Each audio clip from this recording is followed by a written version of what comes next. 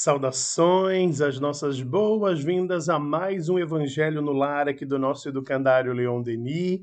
Eu sou Douglas, tarifeiro da casa, e te acompanho aqui em mais esse vídeo repleto de carinho, de autocuidado, repleto também de conhecimento, de estudo, enfim, desse momento tão precioso que a gente precisa, tirar para a gente mesmo em prol da nossa espiritualidade, em prol realmente da nossa conexão com o divino.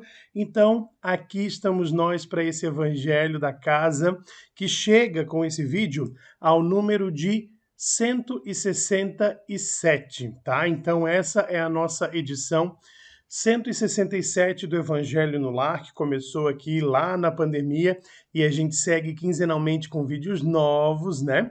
E eu sempre falo esse número, né, gente, para que caso você esteja aqui pela primeira vez através desse vídeo, saiba que existem todos esses outros, mas que não são uma sequência, né? Pode seguir daqui em diante sem problema nenhum, mas quiser assistir, todos eles estão lá no nosso canal do YouTube, Educandário Leon Denis, com S no final mesmo, tá? Todos os vídeos estão postados lá. Aproveitando falando do nosso canal no YouTube, né? Explore lá à vontade, porque as palestras que acontecem na casa toda quarta-feira a partir das 19 horas também são gravadas e ficam lá para você poder ver, rever, compartilhar com alguém. E eu lembro também, né, gente, que agora também temos palestras aos sábados, palestras presenciais na nossa casa em Tijucas, aos sábados, sempre às 6h30 da tarde, às 18h30, tem doutrinária também aos sábados, tá bom, gente? Fica aqui o nosso convite. E uma série de materiais, né, lá no nosso canal do YouTube também, tá bom? Antes da gente começar, aquele recadinho básico, né, que não pode faltar, da nossa aguinha para ser fluidificada ao final aqui do nosso vídeo, ao final do nosso evangelho, tá? Pode ser uma garrafinha, pode ser um copo, pode ser uma jarra, depende aí do seu momento, com quantas pessoas você está, mas tenha sempre, tá bom? Não esqueça, né?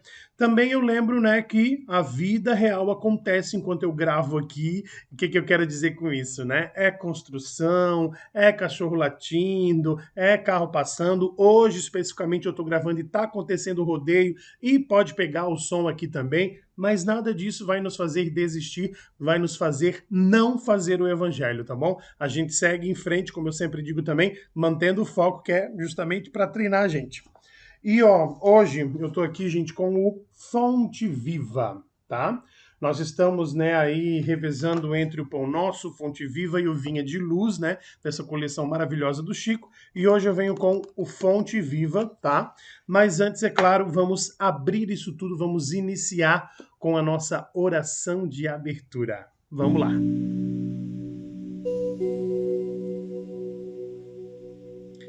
E para esse momento, eu peguei aqui através de um site, uma prece. Bons espíritos que nos assistem, solicitamos nesse momento tão sublime o amparo necessário para que nossos pensamentos se elevem. Que o ambiente desta casa seja isolado por uma redoma de proteção e que os ensinamentos lidos hoje sirvam de remédio para as nossas almas e diretriz para a nossa conduta. Gratidão e que assim seja.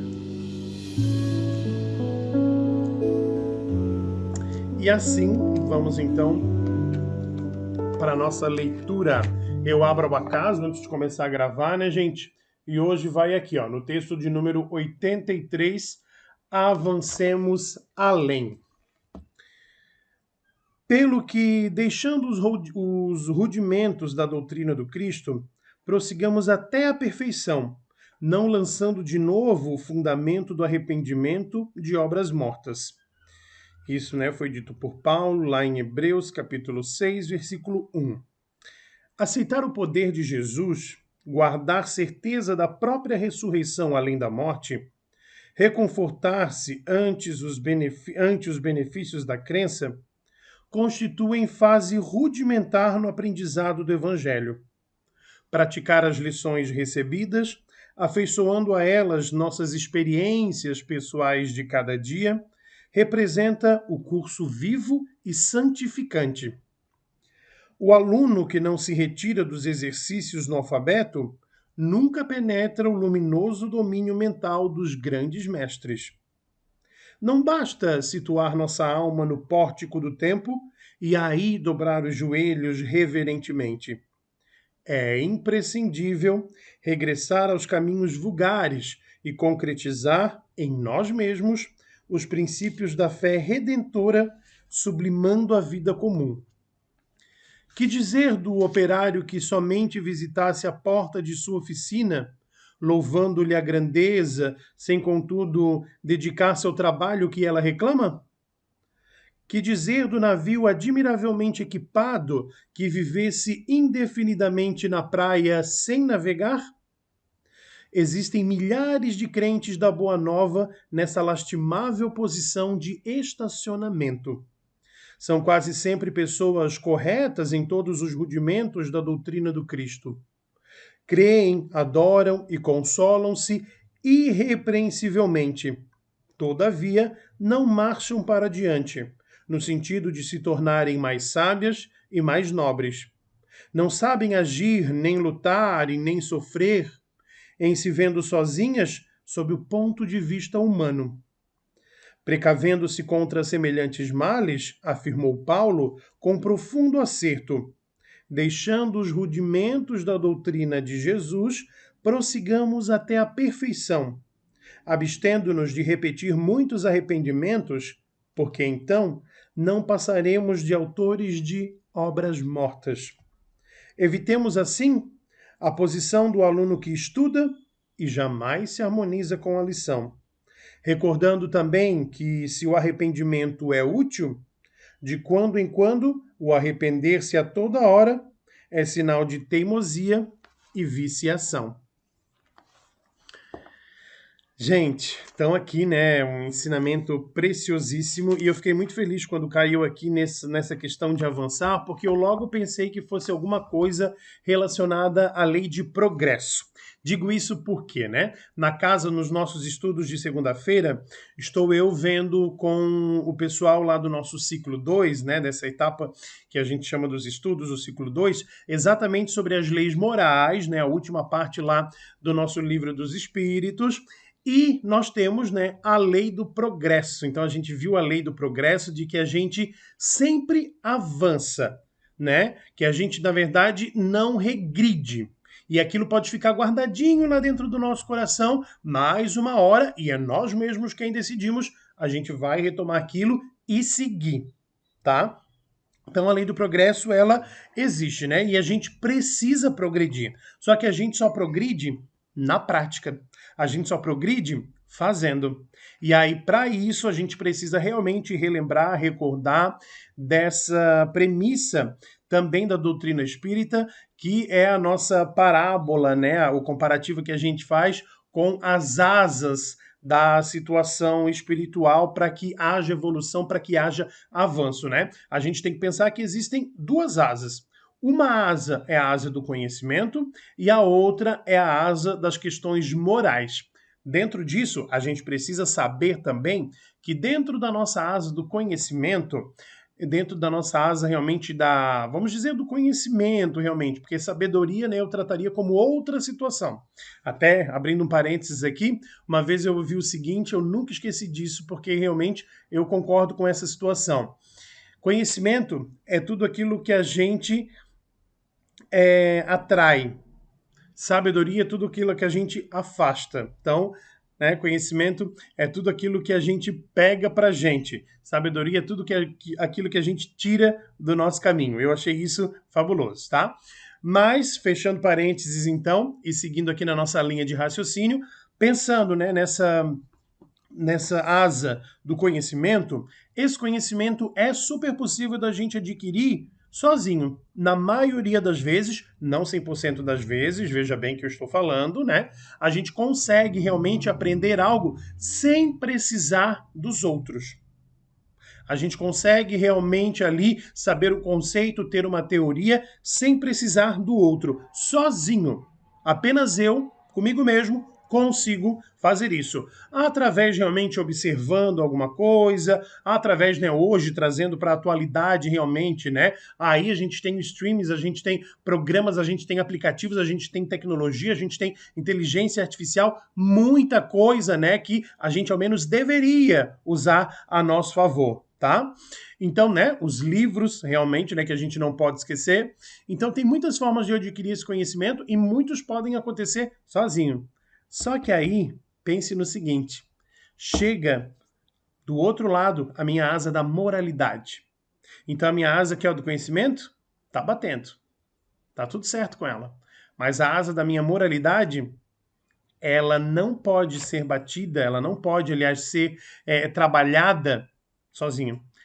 E aí, gente, é que nós vemos a necessidade de 8 bilhões, né, como atualmente nós temos de pessoas no mundo, porque eu preciso colocar em prática. Eu preciso de outras pessoas para poder trabalhar essa minha questão moral. Então, se aqui eu tenho a teoria com o conhecimento, com a minha asa do conhecimento, eu tenho toda a questão teórica, toda a questão que eu consigo observar, aqui na minha asa da moralidade, eu preciso praticar. Eu preciso realmente tirar aqui da pauta, tirar apenas da minha mente, mas colocá-la como atitude, colocá-la como hábito, como rotina, porque aí, de fato, essa asa também vai conseguir bater e com as duas batendo juntas, a gente consegue alçar o voo da evolução.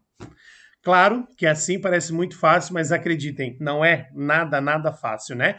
E o texto, gente, é exatamente isso que ele coloca aqui pra gente, né? Do que adianta?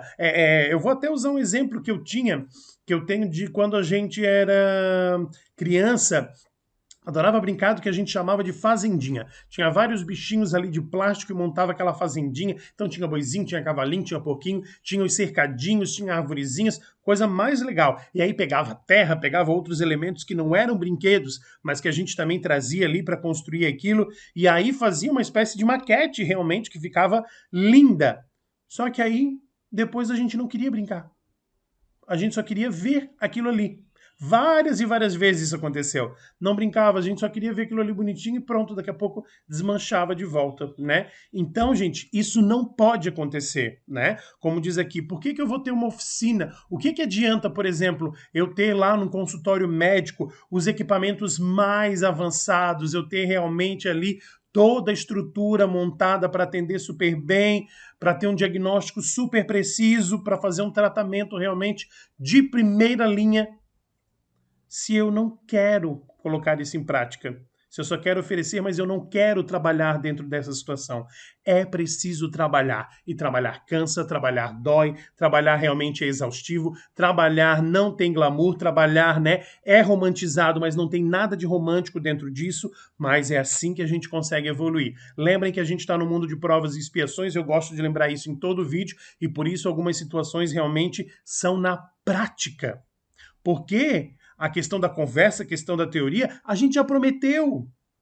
A gente já cansou de ver. Então agora é preciso colocar em prática.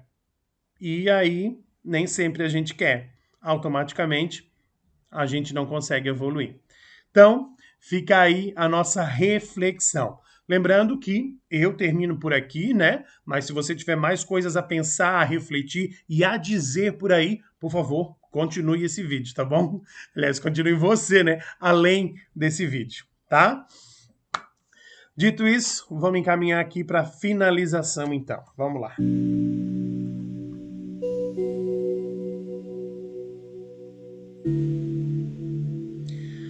Mestre Jesus, agradecemos pelos ensinamentos recebidos e pedimos que as energias curadoras aqui depositadas sejam estendidas à água que colocamos para fluidificar e que ela seja o remédio para nossas necessidades físicas e espirituais. Irradiamos também essa luz para os enfermos, para os que sofrem e para a paz de modo geral no mundo, e que a tua paz permaneça sempre conosco. Que assim seja.